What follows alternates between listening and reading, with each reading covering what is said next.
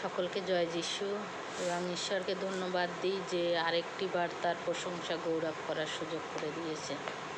তাই মহান ঈশ্বরকে ধন্যবাদ দিই। আজকের বিশেষ করে আমি বাইবেল থেকে একটি বিষয় বলবো। বিষয়টা হলো লাসার নামে একজন ব্যক্তি ছিল এবং সে মরে গেছিল। তো 3 দিন হয়ে গেছে, তো 3-4 দিন হয়ে গেছে। তো সে যখন কবরে থাকে তো যিশু তাকে এসে জীবিত করে।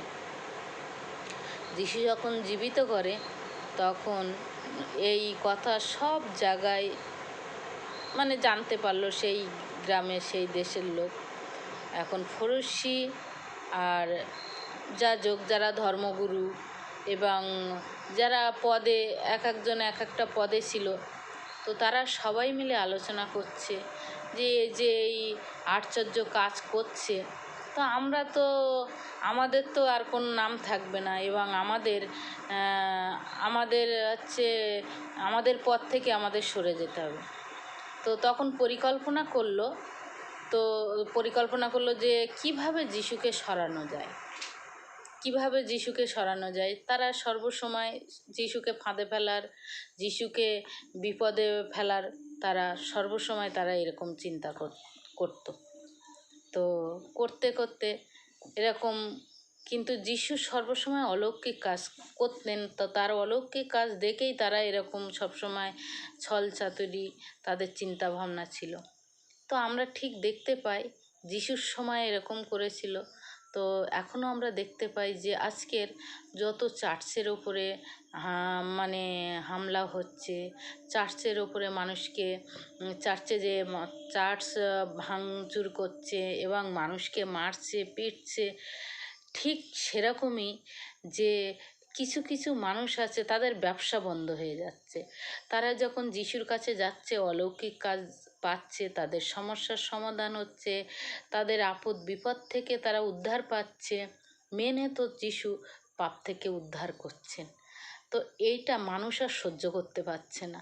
তারা সেই সময় খ্রিস্টানদেরকে তাড়না করছে, খ্রিস্টানদেরকে মানে যন্ত্রণা দিচ্ছে, কিন্তু কিছু লাভ নেই এতে। আজকের যিশুকেও ঠিক এরকম করেছিল। আর যিশু বলেছে, দেখো আমাকে সহ্য করতে পারিনি, আমাকে এরা মানতে পারিনি, তোমাদেরও মানবে না, তোমাদেরও মানে ভালোভাবে থাকতে দেবে না। তো আজকের এই জগতের মানুষদের বলি, যারা খ্রিস্টানদেরকে তাড়না করছে, খ্রিস্টানদেরকে যন্ত্রণা দিচ্ছে, খ্রিস্টানদের বিপদে ফেলার চেষ্টা করছে, মিথ্যে কথা বলে সব সময় বলছে ধর্ম পরিবর্তন করছে। বাবা, ধর্ম পরিবর্তন করছে তো তোমরা কি তোমরা কেন যাচ্ছ? পুলিশ দেখবে, পুলিশকে যারা রিপোর্ট দেবে যে আমার ধর্ম পরিবর্তন করছে, তখন পুলিশ মানে দেখবে, ব্যবস্থা নেবে। তো তোমরা মিথ্যে খ্রিস্টানদের যে এইভাবে তোমরা মিথ্যে কথায়, মিথ্যে ছলনায় তাদেরকে ফাঁসাচ্ছ, কোনো লাভ নেই এতে, কোনো লাভ নেই।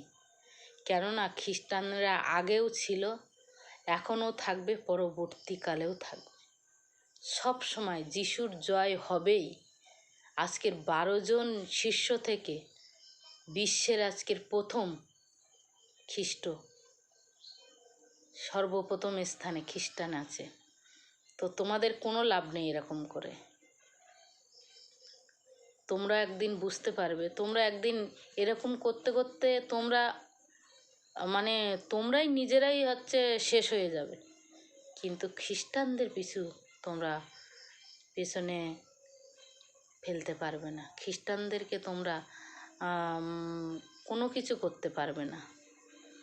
খ্রিস্ট এমন শক্তি, এটা কোনো জগতের না, স্বর্গের খ্রিস্টের শক্তি। তা তোমরা খ্রিস্টানকে যত যন্ত্রণা দেবে ততই খ্রিস্টান আরও বাড়বে। তোমাদের দেখে শেখার মতো কিছু নেই। তোমরা দেখে যে জয় শ্রীরাম করছো না, তোমাদের দেখে শিক্ষার মতো কিছু নেই। তোমাদের ধর্মগ্রন্থের মধ্যে যদি কিছু থাকতো তোমরাই আগে পড়তে, মানুষকে শিক্ষা দিতে। এই বিজেপি যে তোমাদের সাথে আছে না, বেশি দিন না। ঈশ্বর, বাইবেল বলছে যে মনুষ্যের শরণ লওয়া অপেক্ষা ঈশ্বরের শরণ লওয়া উত্তম। তোমরা মানুষের সাহায্য নিচ্ছ, মানুষ ক্ষণিকের ক্ষতি করতে পারবে, যখন ঈশ্বর তোমাদের ধরবে না, এই বিজেপি সরকার তোমাদের বাঁচাতে পারবে না। এখনো সময় আছে, সাবধান হয়ে যাও। ঈশ্বরকে ধন্যবাদ দিই তার বাক্যের জন্য। আমিন।